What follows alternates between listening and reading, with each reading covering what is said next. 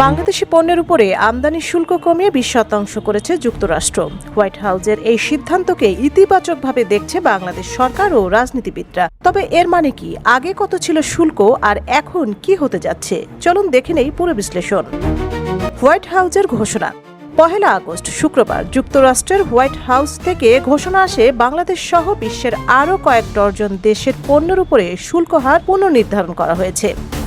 বাংলাদেশ থেকে আমদানি করা পণ্যের উপর যুক্তরাষ্ট্র আগে গড়ে 15% শুল্ক আদায় করত। এখন তার সাথে আরও 20% সংযুক্ত হচ্ছে, অর্থাৎ নতুন হার দাঁড়াচ্ছে মোট 35%। কার্যকর হচ্ছে কবে থেকে? হোয়াইট হাউসের ঘোষণা অনুযায়ী নতুন শুল্ক হার কার্যকর হবে 7 আগস্ট 2025 থেকে, অর্থাৎ যুক্তরাষ্ট্রের স্থানীয় সময় অনুযায়ী। বাংলাদেশ সরকারের প্রতিক্রিয়া। সরকার প্রধান একে কূটনৈতিক সাফল্য বলে আখ্যা দিয়েছেন। প্রধান উপদেষ্টা অধ্যাপক ডক্টর মোহাম্মদ ইউনূস বলেছেন, যুক্তরাষ্ট্রের সঙ্গে শুল্ক পুনর্নির্ধারণের আলোচনায় আমরা সফল হয়েছি। এটি আমাদের কূটনৈতিক বিজয়। আলোচনায় অংশগ্রহণকারীদের তিনি আন্তরিক ধন্যবাদ জানান। রাজনৈতিক মহলের প্রতিক্রিয়া।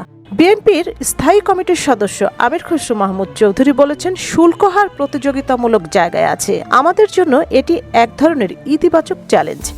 বাংলাদেশ জামাত ইসলামের আমির ডক্টর শফিকুর রহমান এই সিদ্ধান্তকে স্বাগত জানিয়ে বলেন, এটি আমাদের জন্য একটি সম্ভাবনাময় পরিস্থিতি। আমরা কৃতজ্ঞ।